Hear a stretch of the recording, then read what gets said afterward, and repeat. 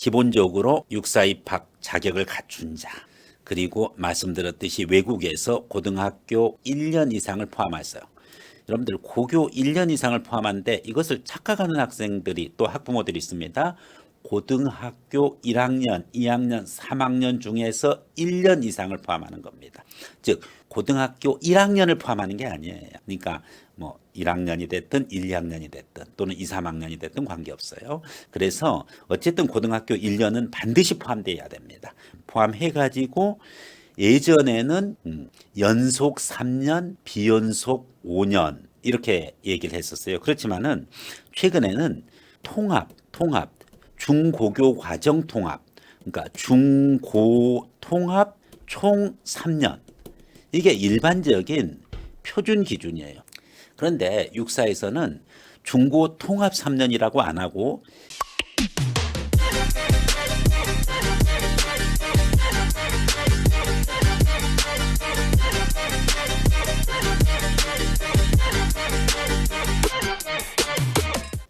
그런데 육사에서는 중고 통합 3년이라고 안 하고 연속 3개 학년 이상 수학한 자 이렇게 되어 있어요.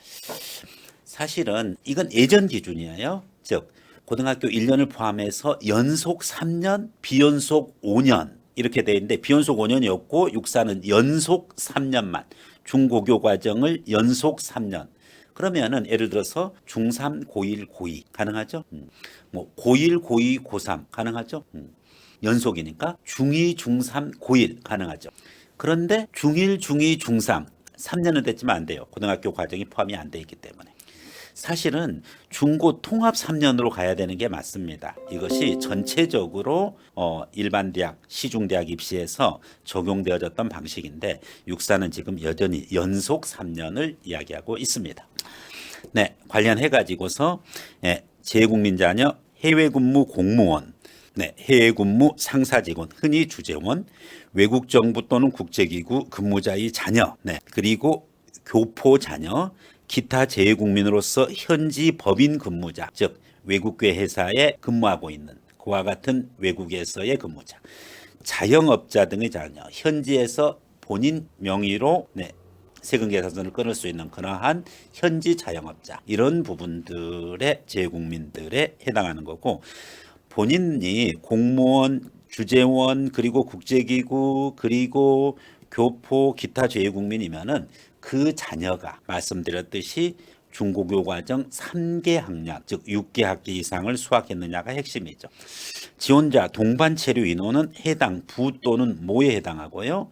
부, 모가 각각 체류 기간을 나누어 자녀와 동반 체류하는 경우는 제외됩니다. 부모를 각각 나누지는 않는다는 거죠. 해외 근무 기간은 2년 이상이고 거주 기간 2년 이상, 교포 자녀 2년 이상, 기타 재외국민은 3년 이상이어야 됩니다. 실제 체류 기간이면 1년 6개월 이상이면은 지장이 없겠습니다. 자, 모든 지원자는 재외국민 특별자녀의 지원 자격을 입학전형관리위원회에서 최종 판단한다. 육사에서 최종적으로 판단하겠다는 거죠. 두 번째, 체류국 고교 성적이 B학점 이상이어야 된다. 이거는 GPA에 해당하는 부분이죠. 트랜스크립트 성적 증명서는 별도로 해가지고서 차등화해서 반영하지는 않습니다만은 성적 증명서 부분 것의 내용을 가지고서 제출해 주는 것은 B학점 이상인 것을 입증을 해줘야 되니까 준비는 해줘야 되겠습니다. 다음, 체류국 해당 외국어 능력 최저 등급 기준 이상인 자, 바로 공인 어학 성적을 이야기하고 있습니다. IBT 토플 영어권은 IBT 토플 110점 이상, 독일어 제대 C1, 일본어 JLPT N1, 프랑스어 달프 세엉입니다. C1 달프. 그러니까 델프 배엉 배듀 가지고는 안 돼요. 달프 세엉이어야 됩니다. 러시아어 토르풀 2단계, 중국어 신 HSK 6급 이상, 스페인어 델레 C1급 이상의 기준을 합격한 그와 같은 학생 중에서 이것만 가지고 안 돼요. 또 1차 합격도 해야 됩니다. 그러니까 너무너무 재외국민 자녀에게 그렇죠. 많은 것을 요구하고 있습니다.